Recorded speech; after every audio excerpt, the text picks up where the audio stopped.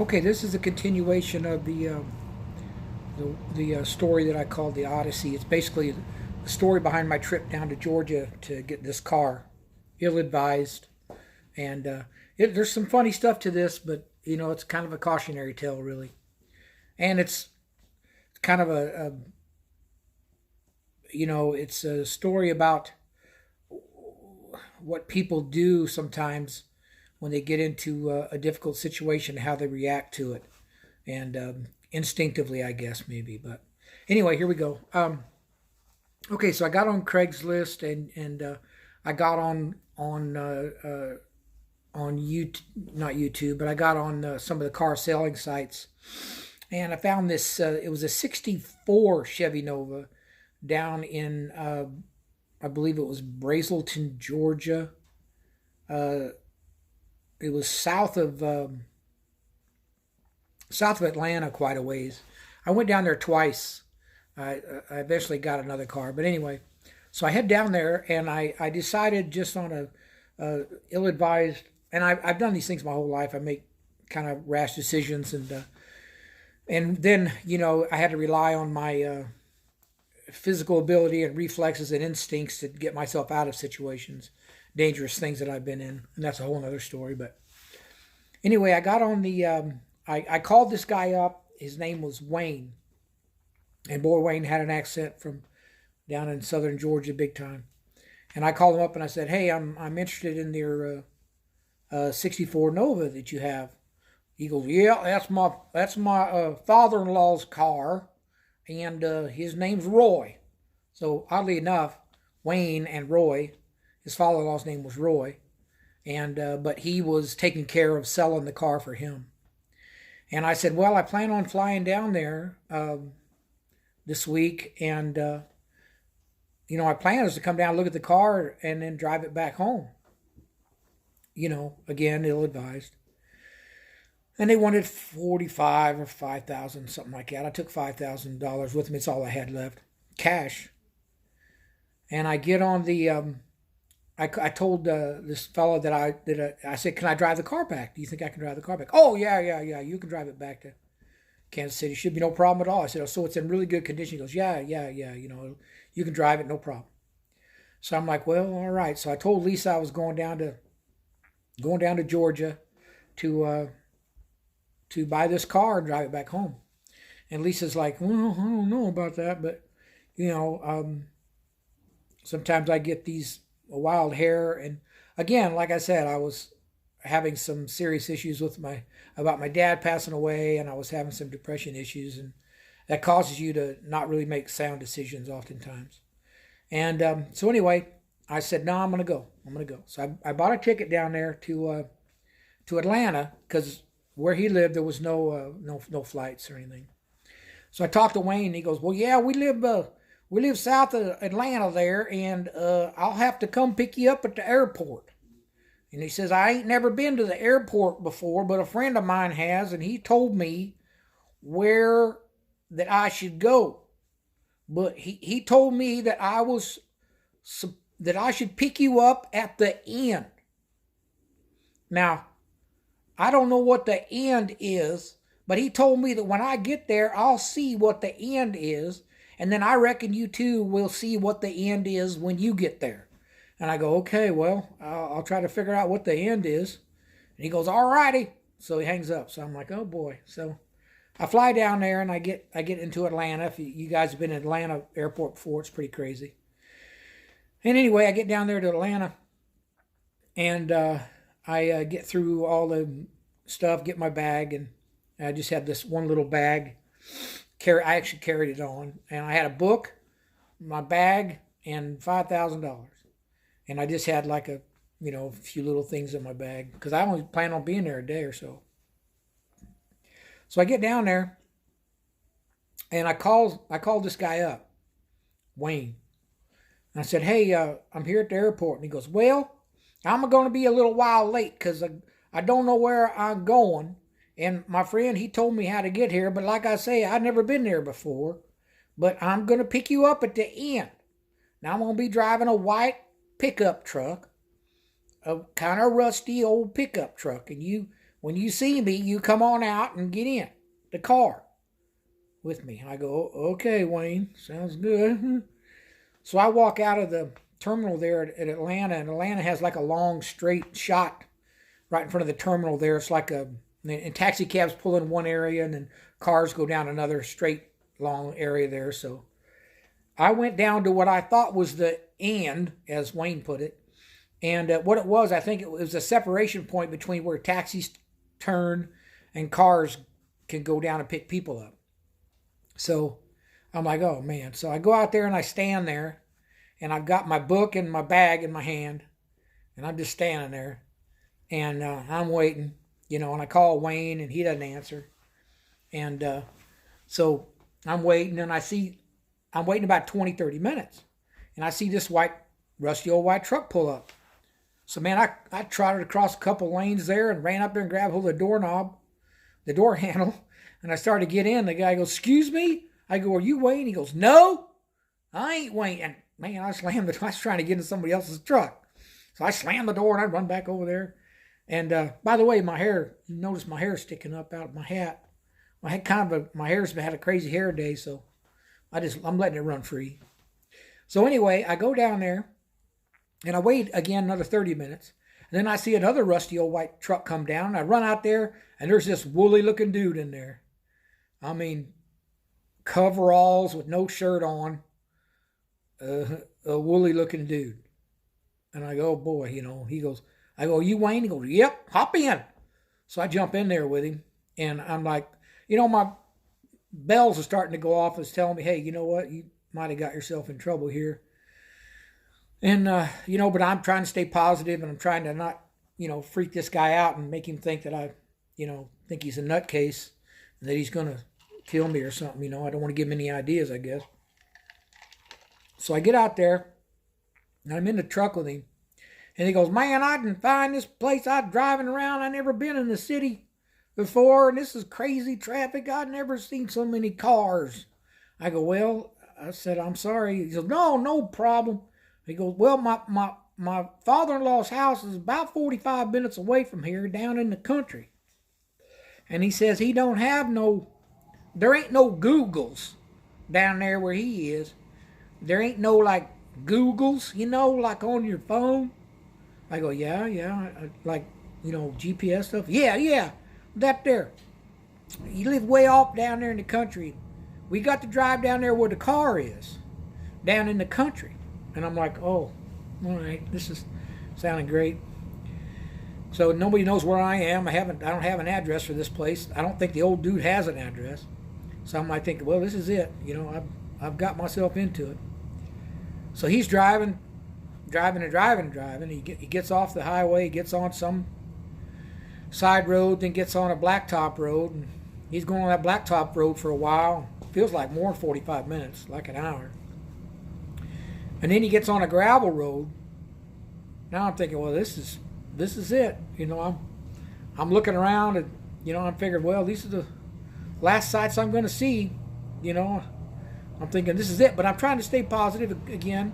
I've been around enough dangerous people to know that you got to be careful about how you act around them, because you might kind of make them think you're scared, or you've got this or that, the other. I tried to act just like pretty nonchalant about this thing. So he's driving down now it comes like a 2-lane gravel road, almost like a driveway. And he's going down, and all of a sudden, he turns off of the gravel road in a ditch. I kid you not now. He's driving through the woods, down through a trail with grass growing up in the middle where, you've seen trails where you go four-wheeling and there's grass in the middle and tracks on the side. And he's driving back up, and he goes, well, my father-in-law, he lives back up here in the woods. We got to drive a piece down through here. And I'm thinking to myself, well, this is surely it. You heard those stories that people say about, you've got, before you die, or you survive something, you see, things clear, and its flowers smell better, and the birds are prettier, and all that kind of stuff. So we're driving down through there, and I'm thinking, well, this is it, but I'm still trying to be as positive and like not worried as I can be the whole time. I'm thinking, well, this is it. So Wayne drives up over this one bluff. I knocked my airplane down. Oh no. Probably going to have some hanger rash. Hang on. Oh boy. Oh! He's got some hanger rash. I'll have to do some repairing on there. Broke the tail off. We had a couple of those happen. Not quite that severe, but close. I'll put her back. She can fly without that, whatever. So, I'll glue that on later. So, anyhow, so Wayne drives over this hill, and I see this shack down there, like halfway down the hill on the left-hand side, and I think, well, I guess that's where he's going to take me and kill me, you know, bury me right there. And then he drives by that shack, and he drives over another hill, and there's a barn there and another shack. And I said, well, I guess the barn is where they, when they lure people down here, I guess that barn's where they kill them, bury them, take their money, and there's probably a whole bunch of people buried back there trying to buy this Nova. So I'm getting pretty nervous, really, to tell you the truth. And I was starting to get this feeling inside of sort of like, a little bit of panic inside, like if you came out and you saw a wild animal and you're standing still and it's standing still, you don't know if you should move or not because it might come and get you, or you can just stand there and hope it goes away. It was kind of like an internal feeling like that. But the whole time I'm trying to act like everything's all right. So, miracle of miracles, here's the car. I see the car there. I go, well, maybe, maybe. So Wayne pulls on down. He goes, well, that's it right there. There's the car. Let me go get my father-in-law. I go, okay, go get him. So I'm there looking at the car, and then I hear this noise behind me. I turn around, and there's the father-in-law. Now, he's just an amplified version of Wayne, except a little bigger in the gut.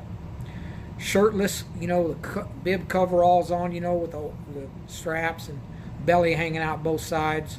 He comes wallering down there, and his wife comes after him. And I mean, they lived in a shack. The barn was better than the house.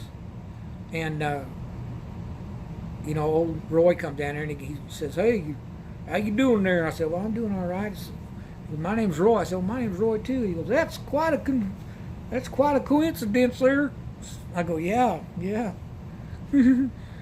So I'm looking at the car, and I'm thinking, it doesn't look too bad. It's nice and clean. There's no rust. The interior looked good. So I start looking it over, and I said, well, can I test drive it? And he goes, well, sure. So I get in there, and I'm getting a little more confident, but I'm still feeling uneasy. Because we're down in the woods. They could have hit me on the head easy, knocked me down, took my money. Nobody had ever known I was there. I didn't tell an address. I didn't tell anybody what car I was looking for. This is a cautionary tale.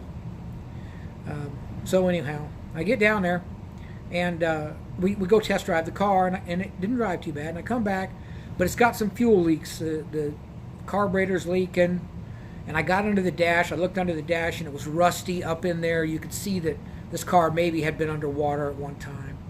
There was a lot of rust on the fuse panel, and the tail lights didn't work. Things were not adding up to me being able to drive this car home. And any minute, though, I'm expecting that they're just going to ask me to give them the money, and that's going to be it for me. So I looked at the car for a few minutes. I was trying to fix the tail lights, and the whole time I'm thinking to myself, how can I get out of this thing? What can I do? I'm going to act like I'm trying to fix the carburetor. These things like this, because I was really in a fairly panicky state inside, but outside I was trying to show confidence. So I tell him, it's getting late. I tell Roy, I say, hey, is there a town close by? And he says, yeah, Griffin, I think, Griffin, Georgia. Maybe, or around that area. He goes, yeah, there's a town up a piece over here. I said, well, could Wayne maybe take me over there, and then I can, get a room, and then I can get some parts and come back the next day. I didn't have any intention of coming back the next day. I just wanted to get away. And they didn't seem to be real pleased about that. And Roy said something about a lesser price. And I said, well, I got to drive it home. I said, let me go into town. I'll get some carburetor parts and some other things like that. And they relented finally and said, well, yeah, so Wayne, I get in a truck with Wayne and out we go. Now, he's not friendly now. He's barreling out of that place, and he gets up on the gravel road and he's going along. He's not real talkative. And I'm still thinking, oh boy, this is, I'm still not out of this. So we're driving down through there and it's getting dark. And he drives for, I don't know, 20 minutes or so. And he says, here you go. I said, well, I'll call you tomorrow. And off he went. He's gone. So now I'm standing there in the middle. It's getting dark. I'm standing there in this little bohunk town, tiny little place. And I'm looking around. I'm trying to find out what to do, where I can stay. And I look, I hear all this noise, like a loud exhaust noise, mufflers. And all of a sudden, raring over the hill comes these, like the Fast and Furious shows with those kids in little Hondas and big mufflers and loud noises and lights on the bottom of their cars and crazy people. Two of those cars come flying over the hill, and they're yelling at me, at them. They're kids. There's young girls and people hanging out the windows hollering, and two or three more cars come over the hill, and they're locking up their emergency brakes and skidding around and going back up the hill, over the hill. And I'm like, what the heck? So I'm walking along there, and on the left-hand side, there was a hotel-y, motel-y looking place. And I go in there and I knock. I went inside, and the lady was there, and I said, ma'am, you got a room for the night? She goes, no. I said, well, I need a room for the night somewhere. She goes, ain't you seen all them cars driving around town? I said, well, I saw two cars come over the hill there. And she goes, well, them kids come into town yesterday, bought up every hotel. They're having some kind of crazy rally. They've been terrorizing the town for 2 or 3 days now. There ain't a hotel room open anywheres. I go, you're kidding me. I said, She goes, there ain't nothing. Everything's full up. I said, well, nothing at all? She goes, well, up the hill there and down the hill there a little ways is a place called the Scottish Inn. I mean, I don't recommend it, but it's probably, there's a chance maybe. And I'm like, holy cow, you're kidding me. She goes, nope, they done took over town. And I'm like, man, this can't get any worse. So I get down there, and I'm walking up the hill. It's plumb dark now. It's completely dark. I got my $5,000 in my pocket, my book, and a little bag, real small bag. I just got some, chains of socks and underwear in there. And so I'm walking up the hill, and I'm thinking, well, I'm looking around the woods and say, I could probably sleep out in the woods if I have to, because at this point, I'm starting to have the feeling like I imagine that homeless people feel. The sensation of not having a place to go, no shelter, no one to care for them, no one around that can help them. I couldn't get any cell service. I mean, I was out there. I know that homeless people aren't walking around with $5,000 in their pocket, but if you don't have anywhere to stay, you can't do anything with that $5,000 except be afraid somebody's going to steal it from you, kill you for it. So I'm walking up, and I go over the hill there, and I see more of these Fast and Furious people flying by, just zooming around, crazy, yelling, screaming, loud music. I mean, just insane stuff. And there's dozens of them at a time. 10, 12. They go back another 15 or 20. I mean, they're everywhere. It's like they took over this town, pretty small town. I mean, this is like back in Mad Max and all that crazy. It was craziness. So I'm walking over the hill there, and I go down, and I come back up the hill, and on the right-hand side up there, I see this place and I see a sign that says Scottish Inn. So I'm like, all right. So I cross the road, and I'm dodging all the Fast and Furious maniacs. And I get over there, and I'm in like a Twilight Zone state now. I mean, I'm just trying to cover someplace where I can think for a minute, because I've really gotten myself into a state here, a dangerous place. So I'm walking on up that hill there, and I go up to the Scottish Inn. And back, some of you may remember this, back in the old days, they had not in the old days, but back in the 70s and 80s, they had those photo booths. You could go up there and give them your film, and then you come back later and pick it up like a drive-through thing, like a little box. So I go up there and I walk in the parking lot, and there's this box out in the parking lot of the Scottish Inn. There's a light on in there. I'm like, what the heck? And it's got bars on the outside. And I walk up to it and I look in there and I look down inside there, and there's a lady sitting below the level of the counter, a little Indian lady. Not a Columbus Indian. They're people from India, and she's sitting down there, and she looks up at me, and she stands up, and she's a short lady. She's barely above the countertop. And I'm looking down there, and she goes, and I said, ma'am, do you have a room for the night? And she goes, where's your car? I go, ma'am, I'm on foot. I don't have a car. I go, I'm trying to get a room for the night. But where's your car? I said, ma'am, I don't have a car. Like I say, I'm on foot. I just walked up here from down the hill there. And she's looking at me like I'm crazy. I knew what she wanted. She wanted a license plate for my vehicle. I was about to look in the parking lot and see a license plate. And they said, well, that's mine there, 256, whatever. So finally I convinced her that I'm just walking. I'm on foot. And I said, well, do you have a room? She goes, well, I got one room. It's $60. Cash. I go, well, all right, I've got cash. So I was smart enough to not flip open $5,000. I had put, some money in my wallet. So I pulled out $60 and gave it to her. And she gives me this card. It's like a little flexible card. Normally you have a credit card kind of thing. You swipe on the door to get in a hotel room. But this was just a card with holes punched in it. About that long, that wide, flexible kind of plasticky thing with holes punched in it. I was, what the crap? So I take this thing and I walked around her little fortress that she had there. And I mean, it had bars on it, and she was locked in this thing. It tells you how unsafe it was. So I walked through the back part of the thing and I go around the side there, and there's all these Fast and Furious cars filling that parking lot up. And they're all backed up to the little parking things, and they're working on their cars, and they're yelling and hollering, and their music's just, playing loud music and stuff. And I'm walking by these people, and I go down there, and the sidewalk area, they had like bumper blocks where people back up to. The sidewalk area was only like 3 feet wide right there, and the cars backed right up to the bumper block there. So the bumpers were nearly touching the wall. They were right there. And I'm squeezing by these cars, and there's these girls in crazy outfits jumping around and yelling, and boys hollering, and people coming in the parking lot and burning off, and it's just crazy, So I go down there, and it was a room that was right on the corner, actually, one of the corner rooms. And there was just a flat motel-y thing, you drive up to all the rooms.